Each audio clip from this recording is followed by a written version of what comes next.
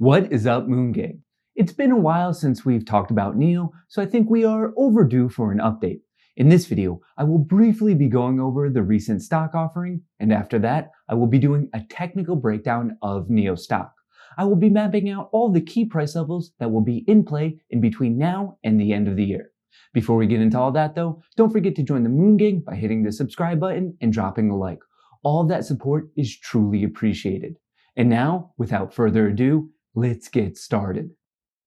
Alrighty, here's a headline for the Moon Gang. NIO just raised $3 billion. NIO says that its planned stock offering has closed and that its banks opted to buy extra shares over and above the original amount planned.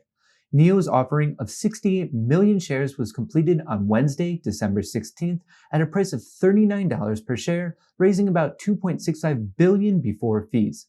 In addition, the banks underwriting its offerings, Morgan Stanley and China International Capital Corporation, have opted to purchase an additional 10.2 million shares at the same price. Once that add-on offering is completed, NIO will have raised about $3 billion. NIO said last week that it plans to use the proceeds of this offering to develop two new vehicles. They are looking to introduce two new sedans in 2021 to fund its continuing research and development of autonomous vehicle technologies. I'm sure a portion of this will be their battery as a service tech. And finally, and to expand its sales and service network. They do have plans to expand into Europe in the year 2021. All of this was pretty much expected, and it really wasn't that big of a secret that NIO was doing the offering in the first place. Overall, I would argue that this is a bullish update though. It seems as if NIO's management is putting all the pieces into place so they can successfully ride the EV wave into 2021 and beyond. So what has NIO been up to? Well, it closed out the third trading week of December by gaining 1.5%, which puts the stock just below $47 per share. Across all of the major timeframes, from 1 week back to 1 year, NIO stock returns are in the green, and from the start of 2020 until right now, NIO stock is up an incredible 1,062%. This is the current technical situation that NIO is in. For those of you who are new to the channel, here's a quick recap. NIO really came onto the scene in June of this year, and for quite a while it was following this blue trend line, and then in October, when the rest of the EV sector was struggling, NIO actually had a bullish breakout. It made a new relative high of $30, and then once it reaffirmed this trend line, the stock exploded all the way up to $54 per share. This is precisely when Citron came out with some bearish comments on the stock, but I really wouldn't put too much weight on that because they've also said negative things about both Tesla and Nvidia, and look at where those stocks are now. After a small pullback, NIO then made a rally to its current all-time high of $57.20. Unfortunately, the momentum died out and NIO was forced back down to the support of $38 for the second time. Eventually, the bull camp found some value in these prices and pushed NIO back up to 48, where it was actually rejected 1, 2, 3, 4, 5 separate times. This fifth rejection ended up leading to a bullish undershoot of the support at 38, and from there the stock has been bouncing, and it now looks like we're on our way to test this region of resistance for time number 6. Moving forward, I will mainly be paying attention to this area between 48.50 and 49.50. If the bulls end up winning, the next resistance would come at a relative high from November 13th at 54, and past that we have the all-time high. From the most recent close, to get to those two levels, the first one would be a gain of 16% and the all-time high would be a gain of 22%. However, if attempt number 6 isn't the lucky one, you should also be aware of the closest supports. The closest one, based on the most recent close, would come at 45.30, and past that, we have 38.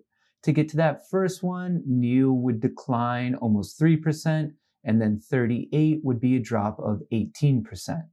Now, I'm in no way saying that NIO's about to drop. In fact, the chart does look pretty bullish, and things will be very bullish if NIO can get above 49.40, but I just want to point out that this region's in green because if NIO were to return to it, I would view it as an excellent investment opportunity. Before we move on to the 4-hour chart, there is one thing going on in the RSI that I would like to bring to your attention. Back on November 13th and then again on November 24th, the stock made a new relative high, but the RSI didn't. This is referred to as bearish divergence, and it's commonly followed by either a decline or period of consolidation, and that is exactly what we saw in NIO. But now, let's look at the two most recent relative lows. The stock is now higher, but on the opposite hand, the RSI was lower. This is referred to as bullish divergence, and it's commonly followed by an upswing in the stock's price. Clearly, there has been great follow through on this because NIO has had 5 green days in a row, which makes me very confident that it will at least go up to test this region of resistance. Now, to get a slightly better idea on how the stock might react to this area, let's check out the 4-hour chart. I wanted to quickly mention that the name of this charting software is TradingView, and if you're interested in trying it out, there's a link to a free 30-day trial in the description of this video. Okay, back to NIO. So from mid-October up until mid-November, the stock was in this upward channel, which is referred to as a bear flag, and that's because they commonly break downward. However, this one most likely broke downward because of Citron's bearish comments, and when that happened, the stock ping-ponged back and forth for a bit and formed this triangle, which is referred to as a bullish pennant. Bullish pennants do commonly break upwards, and after building support at $45, that's exactly what NIO did, and it rallied to its current all-time high.